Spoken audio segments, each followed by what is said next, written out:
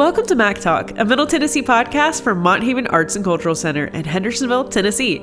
I'm your announcer, Kennedy Alpin. Today's episode is sponsored by our friends at the Nashville Interiors magazine. Nashville Interiors, inspiring us with homes that are the very definition of beauty.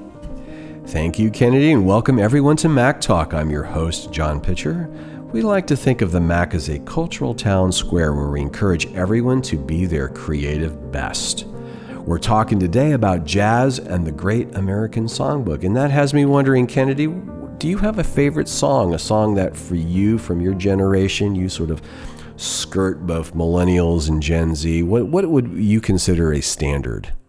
I'd have a few. Some of mine are more, I'd say older. Older for my generation, at least, I'd say, because I would say I'm at the cusp of Gen Z, and I lean closer to that more often than not. You don't really quite qualify as millennial, even though you were born in that time. Oh, December of 96. So. Yeah, that doesn't count. You're Gen Z.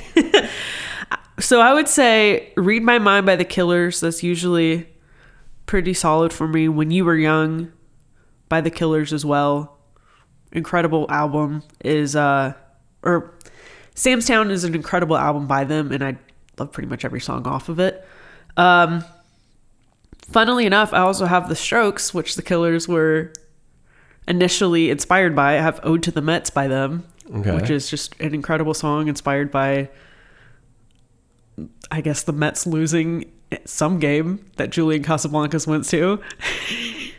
And of course, it's sports, so that would appeal to you too, right? I'm not even a Mets fan. That's the funniest part. But it's just an incredible song. It's an interesting way to describe loss, even though it's just about sports. It's not even a song about sports. Mm-hmm. It's interesting to me how you could lose a game like that, and then you just write an incredible song about life in general and losing in life and like being down about it. But in a similar vein, I also have Instant Crush by Daft Punk, which is sung by Julian Casablancas as well. Okay. So I would have to say that my favorite is probably actually from the Great American Songbook. It's George Gershwin and Someone to Watch Over Me, which I think is probably the greatest tune of that period to me. Yeah. I mean, it's got a lot of competition. And I would say second, and I've heard this, and it's a really simple song. It's probably not a song that people immediately associate when they think of the Beatles. They think of a lot of the other hits, but I think of McCartney's Blackbird. Yeah. I love that song. Can't go wrong with it. It is so capable of interpretation. Oh, yeah.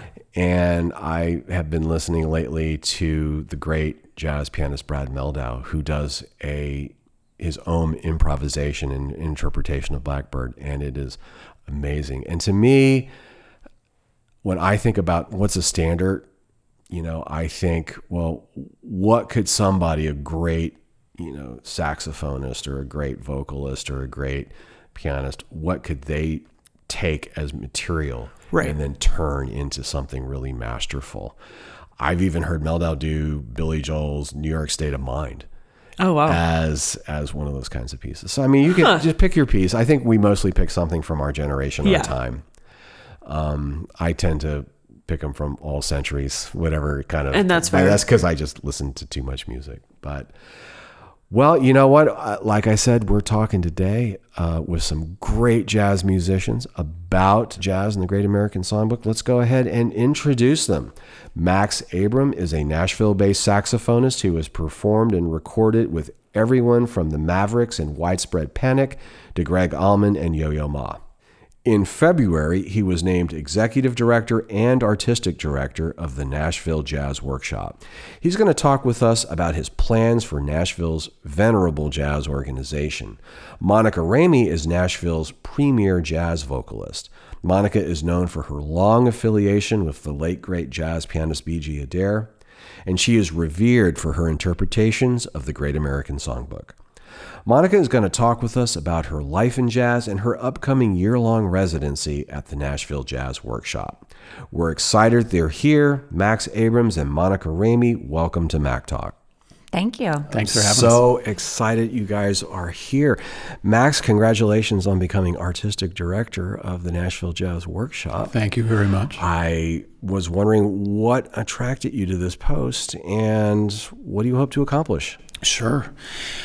Well, I've been in this community for 26 years now, and I've been fortunate to have a lot of different roles in this community. I've worked for record labels. I have an online saxophone teaching business with Jeff Coffin and Kirk Whalum and Tia Fuller. I've toured for 20 of those years with different acts, including the Mavericks. So I've touched a lot of different things.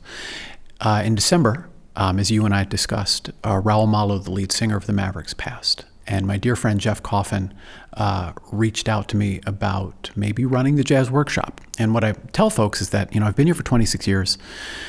My life is here. My wife and I built my mother a house in our backyard.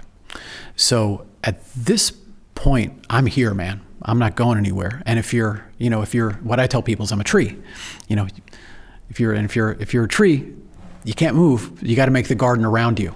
That's really the job, is to speak into your community, speak into its mission, its vision, its values. And I think the way that I view the world, to a hammer, everything looks like a nail. I'm a jazz musician, I'm a saxophone player, and I think jazz is a great way to build dialogue between people of all ages, different communities, different lifestyles, different views of the world. I think jazz is a great lens to view the world through, and the workshop is a great space to do it. We can just bring, our Jazz AM programming brings 3-year-olds into the space to meet Dizzy Gillespie and Charlie Parker and Billie Holiday for the first time. We have our middle school and high school all-star groups. Our college groups are coming in for the intercollegiate jazz ensemble.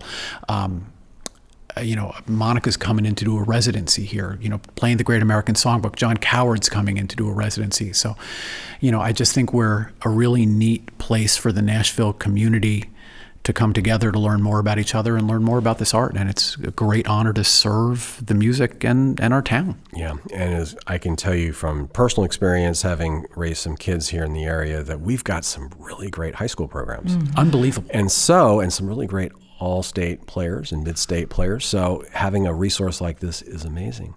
Well, Monica, let me ask you something. I want to talk about your residency, which you just mentioned. But first, what originally brought you to Nashville? Because when I think of Nashville, we don't necessarily immediately think of jazz. Well, you're right. And I knew I wanted to be in the music scene, and I loved jazz. I actually knew I wanted to sing jazz, but I really didn't know if there was anything here. But something internally said, intuitively said, try it out. I had some friends that lived here. I'd planned to move to LA. But something about Nashville said, let's give this a try, a little bit closer to home. I'm from Indiana. I met a lot of great musicians, not necessarily playing or singing the music I wanted to be a part of, but I liked the vibe. Everyone was very friendly. And as fate, luck would have it, I literally kind of stumbled on the Jazz Workshop. And like a lot of people, I was ignorant enough to believe that there wasn't a lot of great jazz here. I didn't know any jazz musicians, but I walked into this old fallout shelter in this old meat packing facility. And everyone in the room, like 100 people, they knew each other and they were hugging. And it was for a CD release party, I remember, that somebody invited me to and then stood me up. So I was there by myself. But I immediately saw what was happening, and I thought, I want to be a part of this. I heard the music. I heard the great musicians on the stage, and it turned out to be the people that became, some of my family now. But at the time, I felt something being in that space, and I wanted to be a part of it. And I was just where I was supposed to be, I think. And I as soon as I took a class there, I didn't stop I took, I think, every vocal class they offered. I worked there, I volunteered, because I just wanted to soak it all up. I couldn't leave. So, and I'm grateful. It changed my life. So, I think that was probably a a lot of foresight in that decision. Maybe some luck. Yeah. I have my youngest son is a rising senior at Berkeley, and so I have we get the social media parent, posts, and the parents now around this time with their kids graduating, they all ask the same question: where is your kid going after graduation? Are they going to LA or are they going to Nashville? Nashville is now the destination for a lot of those guys because it's the session musician town. Right. So it makes a lot of sense. Well, Max, you're a Princeton graduate, aren't you? I am. Okay. I don't think of Princeton as a jazz school. I think of it as a lot of other things. But let me ask you, what brought you, and a lot of other things in a very good way, but I tend to think of it as like maybe the place that might groom Supreme Court justices as opposed to jazz saxophone players. But what drew you to Nashville? I grew up in Lynchburg, Virginia, which is a small southern town at the base of the Appalachians, South Central Virginia. My parents were New Yorkers, and it's a sermon for another Sunday as to how they ended up in Lynchburg. But suffice to say, my father loved Alligator. He loved the Alligator record label. Blues label had Roy Buchanan, Danny Gatton, Coco Taylor. That was the music he loved. And he couldn't find it anywhere nearby. So it was kind of his nature to, build something, make his own party, right? He threw the party he wanted to go to. So he starts this little performing arts center called the Ellington. And in the course of doing that, my dad noticed that an increasing number of musicians coming through that stage were from Nashville, which was unusual. It was a trend that he observed.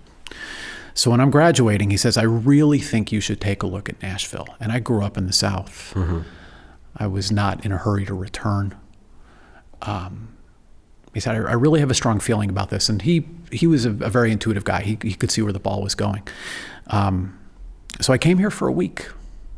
And I remember calling my best friend in college about it, who was in New York becoming an investment banker, which is what Princeton does best, right? And he said, Max, I got to be honest with you. Because I came here, I didn't see anyone that looked like me, right? I didn't see anyone that was doing, I don't know, you get a feeling about a place. Nashville's a place you get a feeling about. I came here for a week, I didn't see anyone that looked like me. I thought, you know what, let's try this. I just had a funny, kind of like you did, you walked into the workshop, you thought, you know what, I'm going to do this.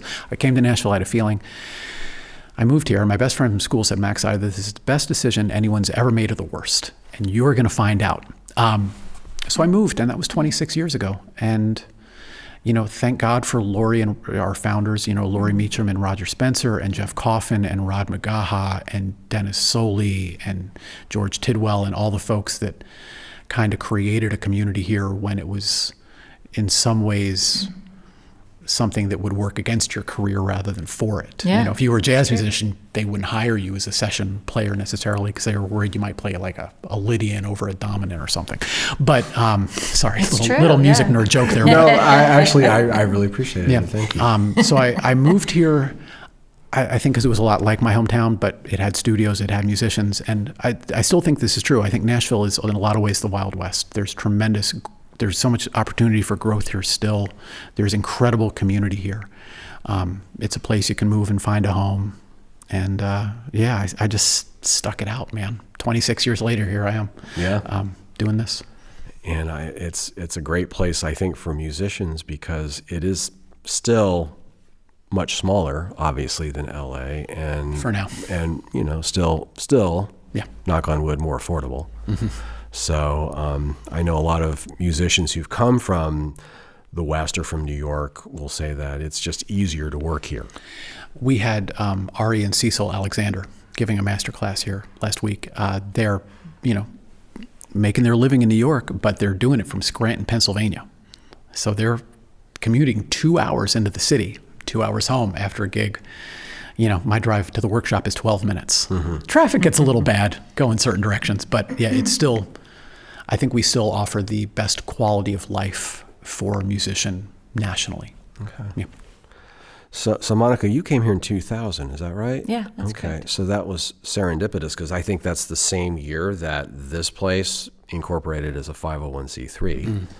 So you kind of landed at exactly the right time. That's got to be fate. And pretty early on, you met B.G. Adair, am I right? Yeah. Tell me a little bit about that, because she was obviously, well, I mean, a legendary figure, but what did you get from being associated with her for so long? Well, my whole existence right now, truly. I mean, she changed my life. But I love sharing how we met, because talk about fateful. At the end of every class that we would take, it would be 2 hours once a week in the evening, like 6 to 8 o'clock or 8 to 10.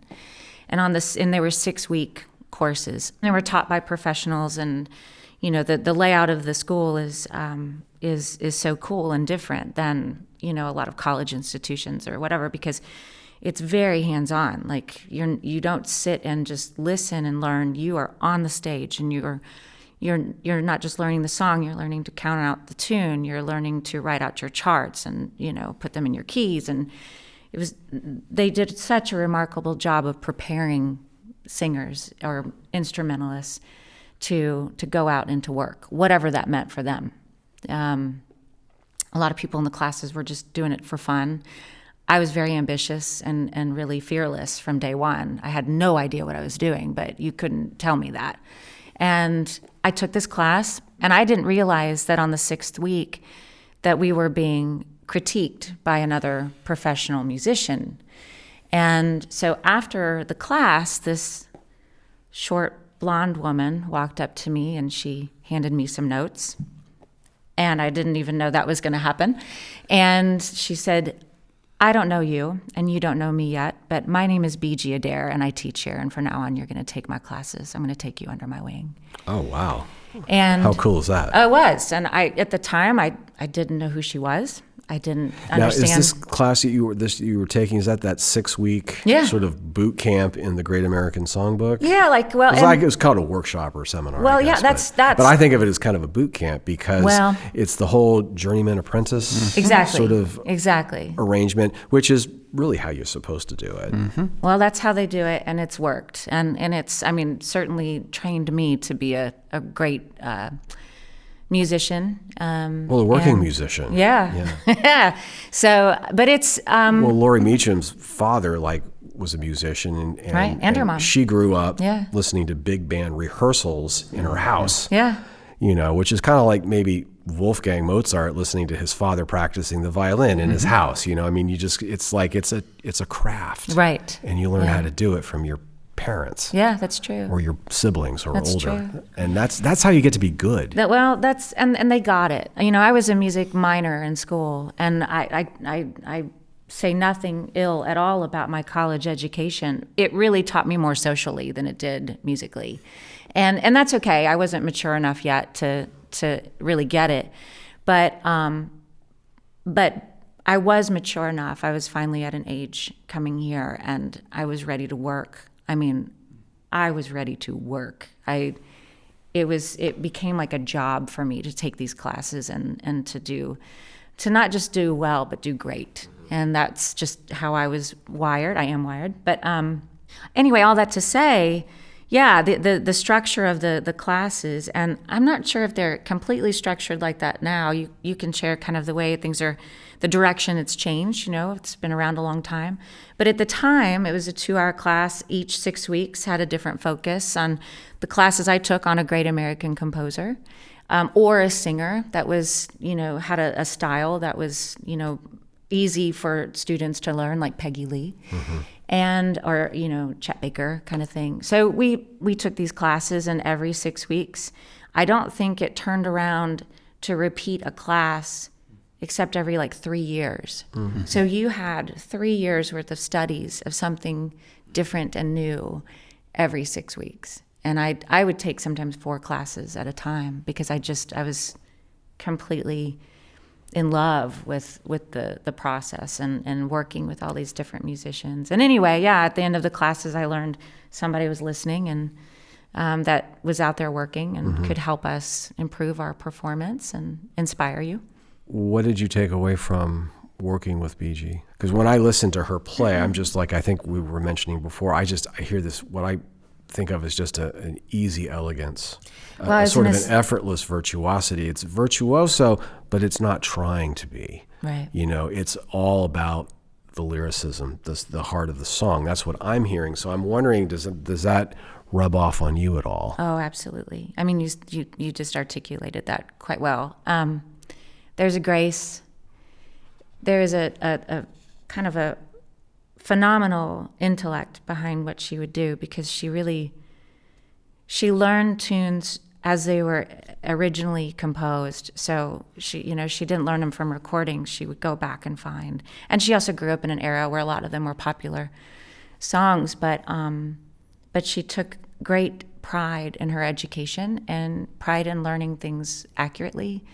Roger Spencer is a part of her trio. He just wrote a book on this kind of thing of like songs you thought you knew, and you know, he encourages musicians to go back to learn them properly. But she did that, and so it inspired me to understand where songs came from, the thread of not just a composer, but of the tune itself. And I've fallen in love with lyrics before melodies, and she knew lyrics, and she would correct you on any lyric you would sing wrong. And I was so grateful, because now I do that. I caught myself doing that not that long ago. And I apologized at first, and then I said, no, actually, I'm not sorry, because this is what I think I'm supposed to do.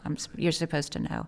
But I love that. And BG, not only was she a very graceful human being, and she taught me a lot of grace and softness, and I watched her react and on a stage and with her audience and with other musicians and in a studio with pure professionalism, but a great sense of humor, and could just take things in stride. And how interesting. Yeah. Well, one thing I notice is that there was no tension in her mechanism, in her technique.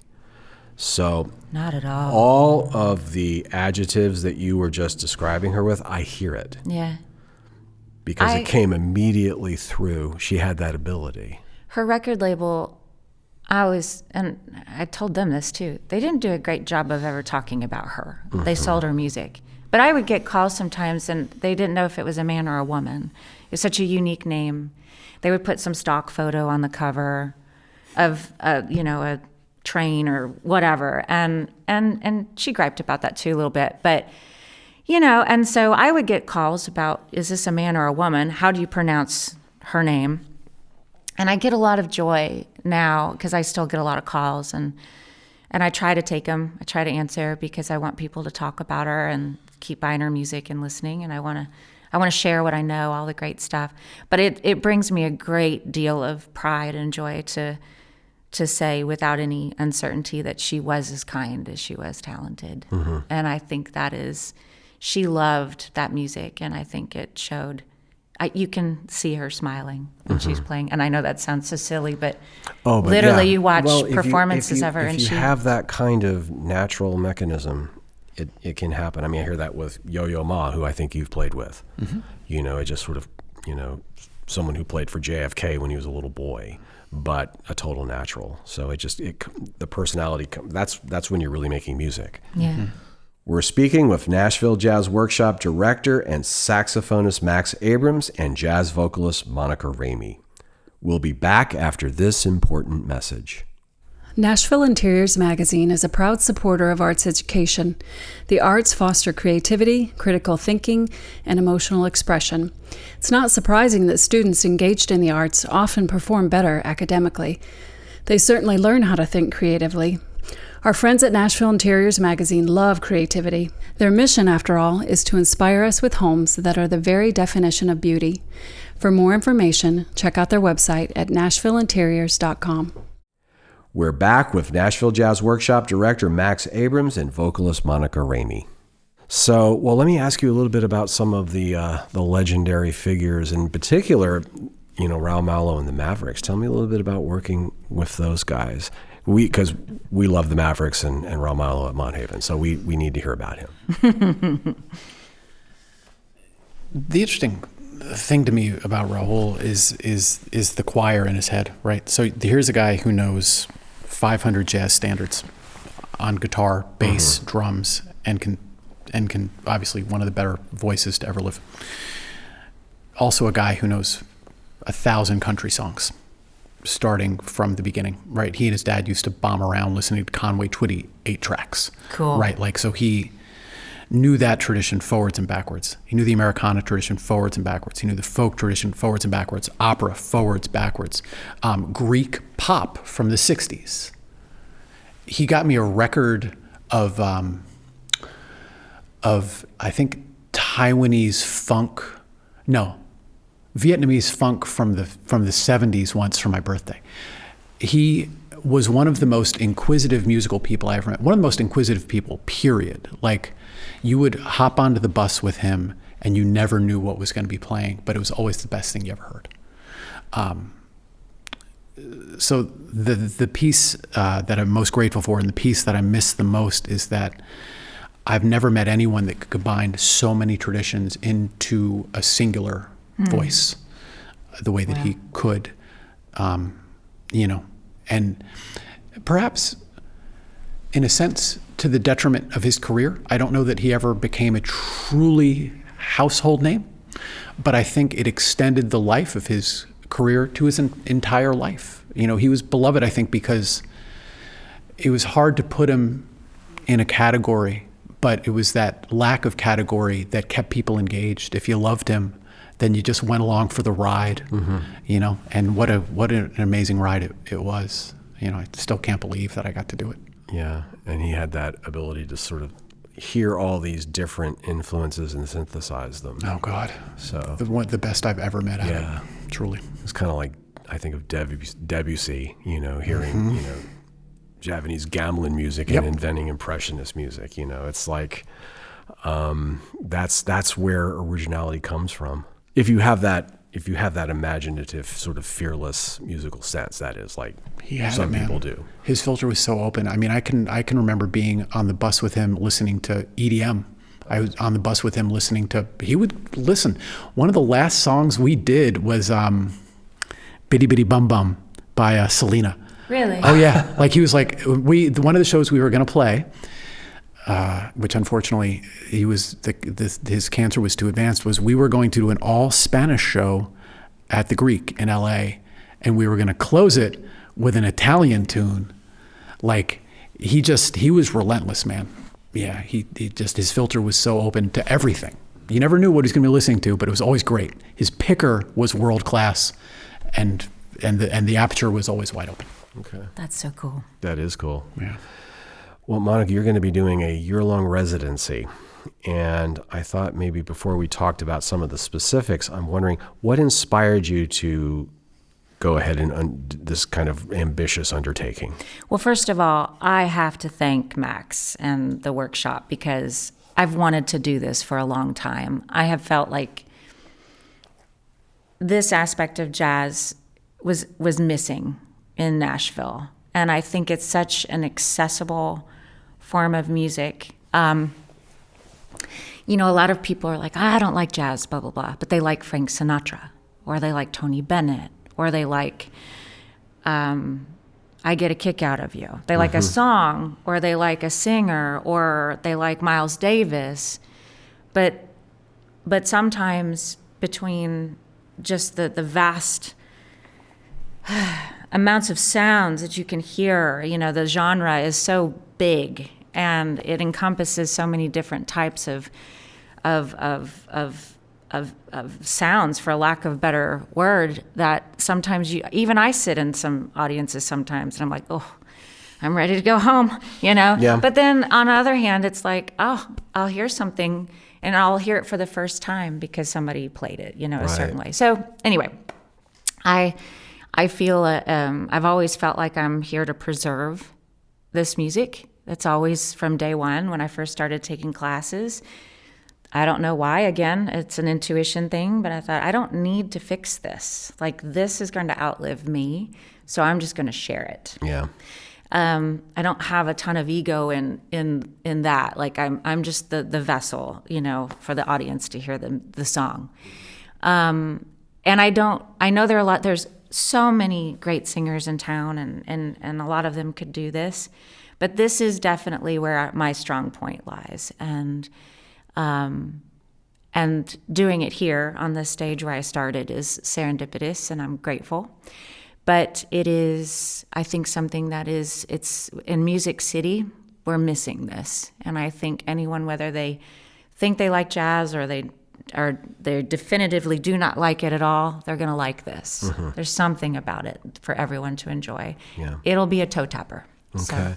Well, as far as like people not liking jazz or not liking this or that, I've always found that kind of humorous over time, because I can't tell you how many people I know who will tell me I can't stand classical music or orchestra music, but they love Star Wars. Yeah, right. Or they love the state commercial that has Rossini in it, or they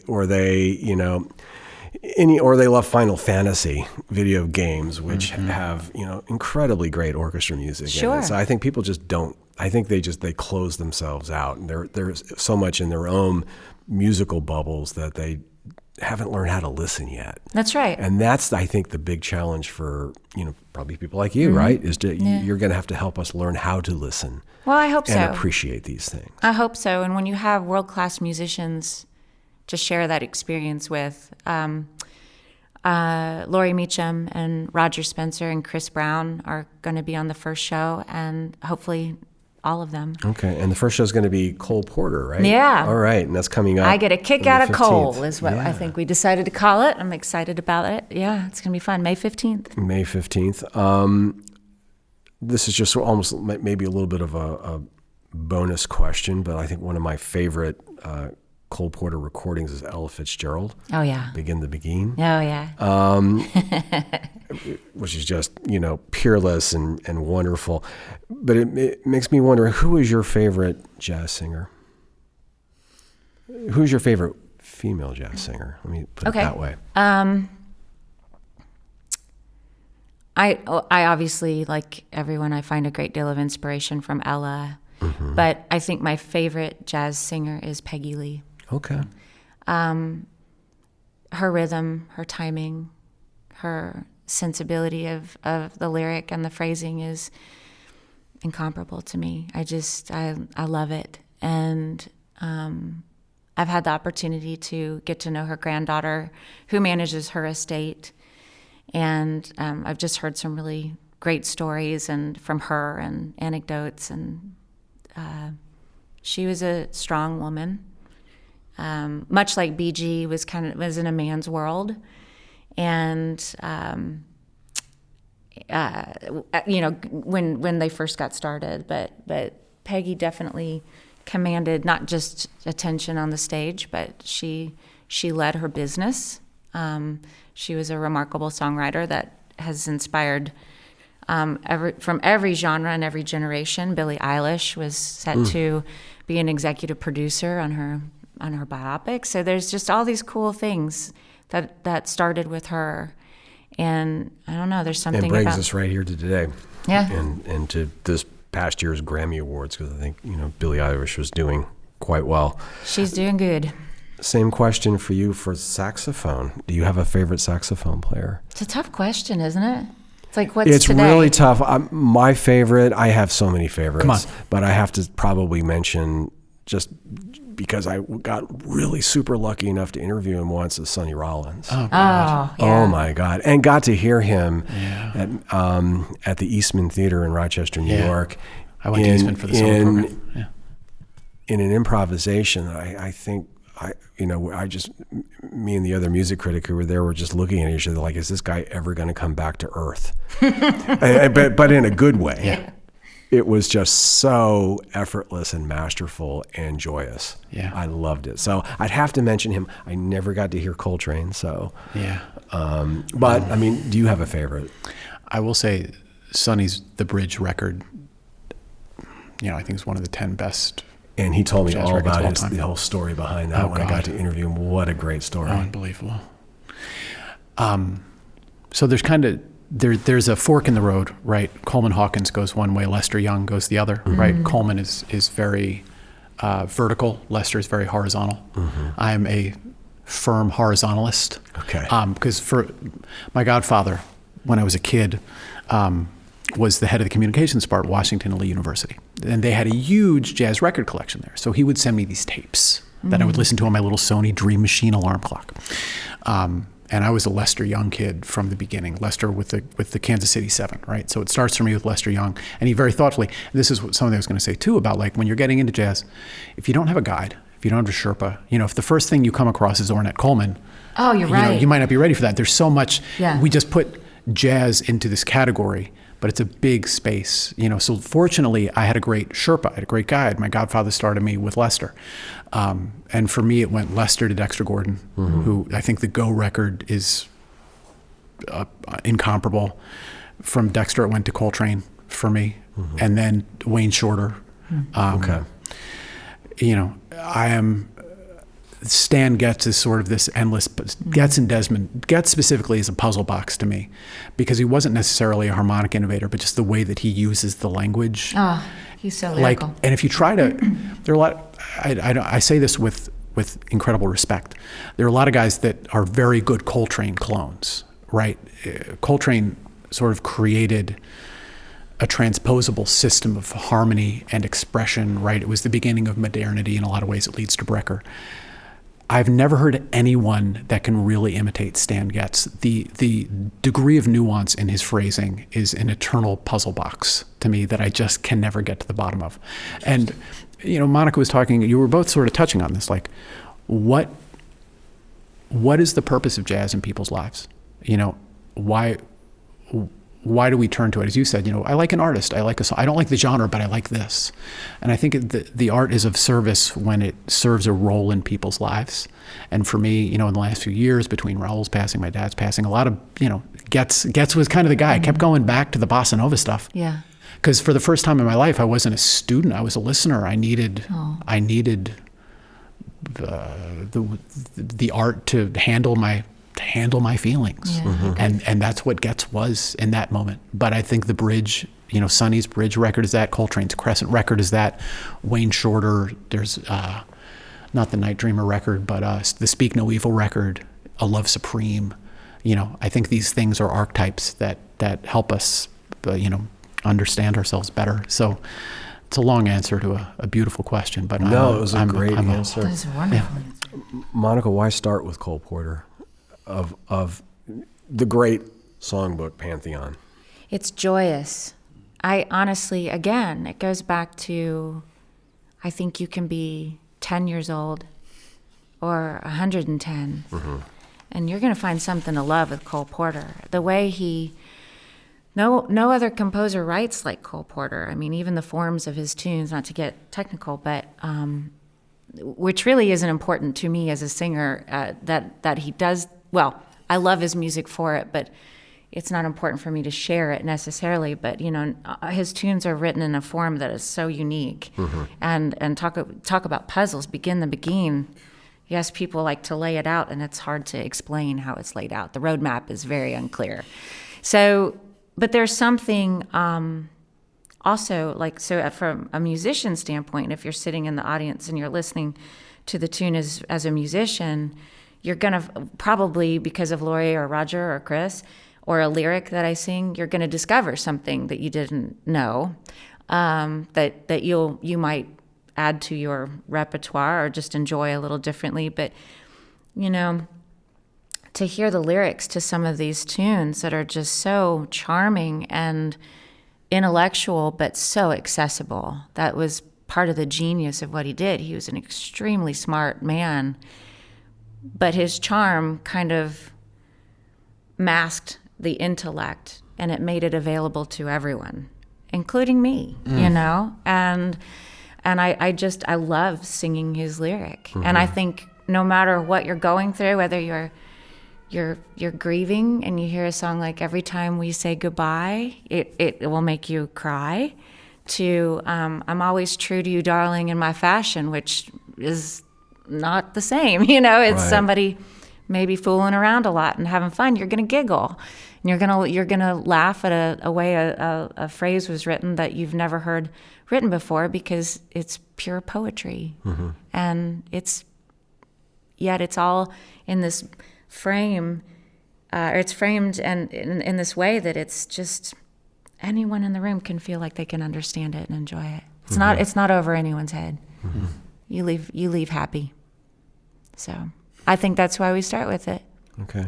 Yeah. It is a good place. Yeah. Well, I think you were mentioning that he's possibly not a household name now. Not any longer, I'm afraid. I mean, that might still be a little bit of a controversial thing to say, but that's the direction we're heading. And I don't want this to become a novelty. It's too important to the American thread, and it's too important to musicians who should know who this is and their contribution.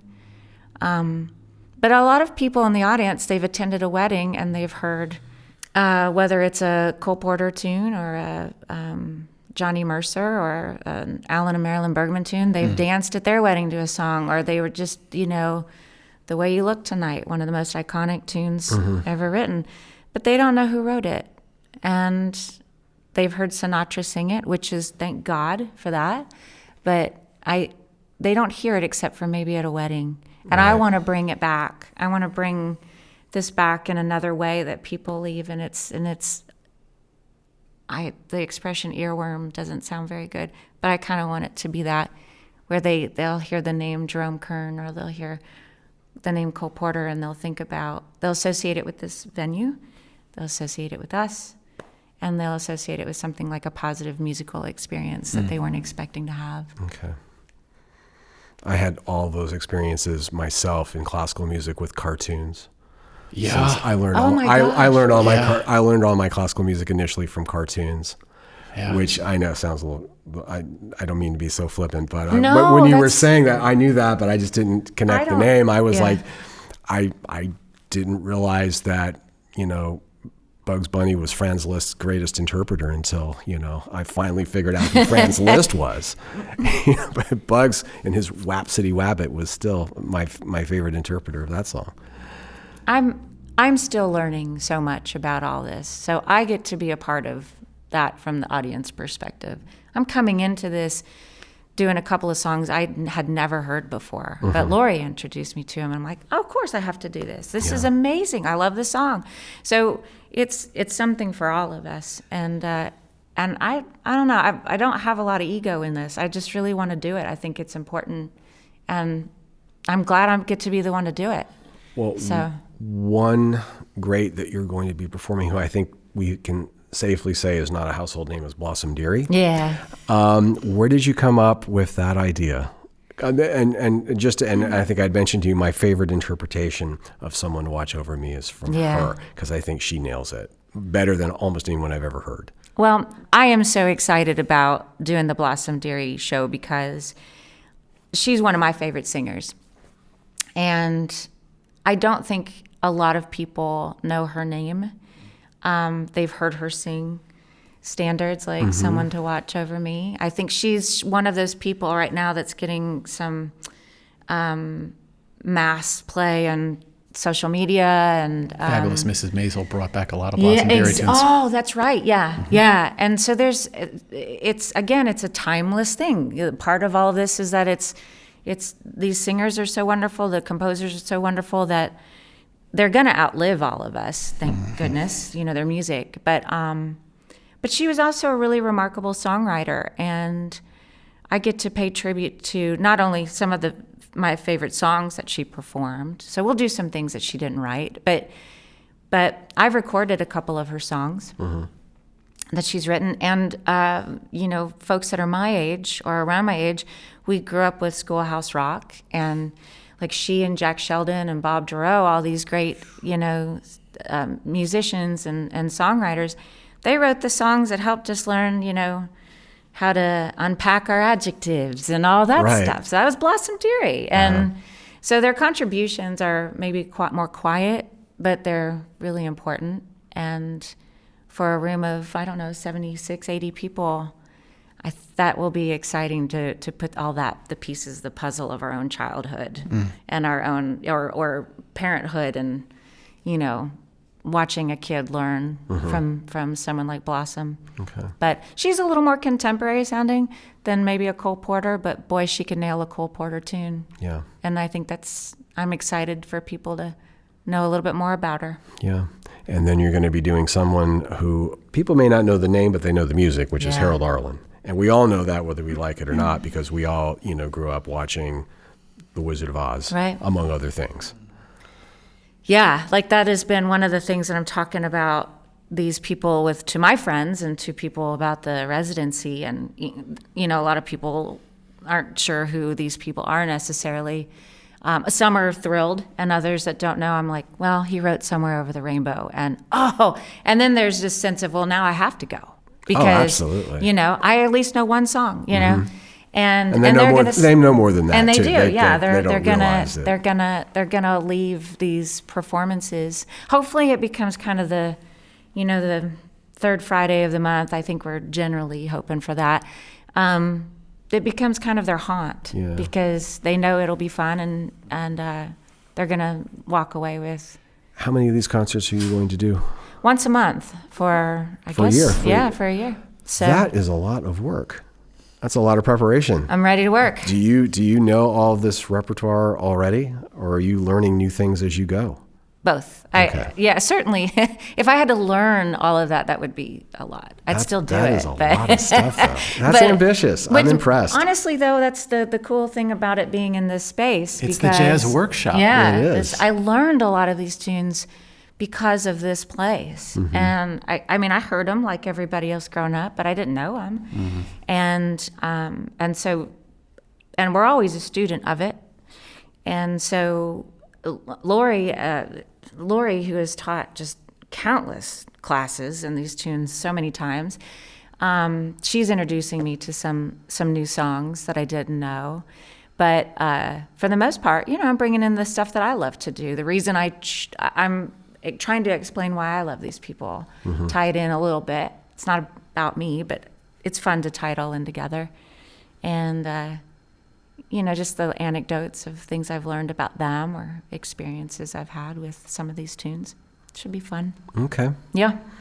Well, I'm going to try to make all of them. Oh, my gosh. If I can. I'm going to see if I can bring my friend Ron Wynn with me. Get him to write some about it. Well, thank goodness for both of you. Yeah. This town owes you more than you're getting. That's for sure. We're speaking with Nashville Jazz Workshop director and saxophonist Max Abrams and jazz vocalist Monica Ramey. We'll be back after this important message. Nashville Interiors magazine reminds us that arts education shapes brighter futures. It encourages creativity, critical thinking, and self-expression. The arts also strengthen academic success and help students build confidence. By celebrating creativity, Nashville Interiors continues its mission of showcasing beauty and inspiration. Want to see more? Visit NashvilleInteriors.com. We're back with Nashville Jazz Workshop director Max Abrams and vocalist Monica Ramey. Max, maybe one final question. I've kept you guys a while. Now that you're here and you're doing this post, where do you hope to see the Jazz Workshop in 5 years? Well, I think you both touched on something really important, which is the journeyman apprentice piece, the education to performance piece. I think the role that we play in this community is that we're sort of a Swiss Army knife. Mm-hmm. If you want to come here as an elementary school kid or as a preschool kid, we could be the first place you ever learn about jazz. You can come see the jazz. I'm 48 years old. I love Jazz AM. The Jazz Puppet Show is unbelievable. Jazz AM is a free program we offer every Saturday. Lori and Roger and Chester Thompson and sometimes Rod McGaha, or we get just incredible singers, and it's come on down, man. It's free. Bring your kids. It's great. So we can be the first place you hear jazz when you're in middle school or high school. You can come here and study with us. If you're in college, you can come here and study with us. If you're an adult who used to play or you just want to learn to play, come and study with us. But when jazz, you don't know what you know until you put it in front of an audience, right? You don't do this alone. So when you're ready to play it, These kids are good. These high school kids, these middle school kids are opening for our pros. It's going to be their first performance experience in some cases, which is the experience that I think so many of us look back on so fondly. We're also a stage for our professional community. The entire community has a place here. I think one of the gifts of artists like Monica, in the way that BG was a gift, is that certain artists, the artists we put on our stage, are also great guides. You're gonna learn something about a great American art form that's gonna make it a little more approachable to you. I think part of our job is to build the steps to something. Some things are, I don't say this casually, Elle is easy to love. You put those Ella and Louis records on, man, it's butter on a hot roll. Some parts of this tradition are a little more abstract. They express maybe some different, more esoteric and complex emotions. So hopefully we're a good community partner, a good guide into all parts of this tradition. You can open the door here and find a place for yourself, find a better place in your community. But ultimately where we're heading is just towards a bigger ecosystem, more education, more performance opportunities, more outreach, Williamson County, Rutherford County, Davidson County. We want to work with you. We want to play. Let's make a joyful noise, man. Mm-hmm. If anyone's listening to this and they're like, oh gosh, if only we could do X. Mm-hmm. Great. Let's send some folks out to Monhaven. Let's have a party, man. We'd love to have you. One other question though. You had a jazz festival this year. We did, right? and we're doing it again this year. What are you thinking about the future of that and how that could influence jazz in this town? I know I've had lived and worked as a critic in Rochester, New York for a number of years, and they brought in this jazz festival, and it really revolutionized that city. And we would hear, everyone from an Aretha Franklin coming in to Wayne Shorter. Yeah. So, and everything in between. Yeah. And so there was, it was just an incredible experience, and it became like a giant block party, essentially. I can actually speak into that because I've played that festival, mm-hmm. and I did Eastman as a summer program, right? So, mm-hmm. so I think the beauty of the festival is that it's a buffet. We're going to have 20 bands on that weekend for 40 minutes each. You're going to love a lot of it. Some of it, you're like, yeah, I don't know what this is. Do I like it? I don't know if I like it, but I bought the ticket. I'm taking the ride. Yeah, you had like a jazz pass. It was just like a little ID, and you got to walk into different venues and hear That's so cool. a little bit of everything. A little bit of everything. And I think it's a great opportunity for discovery. You just get to kind of sample a bunch of different things. Jeff Coffin, who's a pillar of our community, and has spoken into all of our careers and our lives, is our artistic director for that. Mm-hmm. So I can say that we have Kirk Whalum confirmed to be a headliner on Sunday. We're working on some headliners for Sunday, but it's just going to be an amazing lineup of, as you've both mentioned, I think we have some of the best musicians in the world here. They're going to get great sets on our stage, and we're going to bring in some national acts that I think are also going to be just a real joy, not just for aficionados, but for folks that just want to dip their toe in the water and see what we're doing. Well, when that comes up, can I bring my friend Ron Wynn, and can we talk to you about that right before? You just tell me where to roll out the carpet. Well, we'll just come back here. It makes please, sense. Nothing would make. Please come back. I think that would be excellent. We have a great lineup. All right, wonderful. Well, look, Max Abrams, Monica Ramey, thank you for joining us. Thank you very much. It's been a joy. You've been listening to Mac Talk from Monthaven Arts and Cultural Center. Our mission is to educate, elevate, and encourage our community through the transformative power of the arts. If you're interested in transforming your creative life, check out our website at monthavenarts.org. Our guests today were Max Abrams, the new executive director and artistic director of the Nashville Jazz Workshop, and jazz vocalist Monica Ramey. Monica will be presenting a series of concerts at the Jazz Workshop as a part of a year-long residency. Her first concert, on May 15th, celebrates the music of Cole Porter. For more information and to buy tickets, go to nashvilljazz.org. Our podcast music was written by Nashville composer Christina Spinay. I'm Kennedy Alphen. Thanks for listening, and we'll see you next time.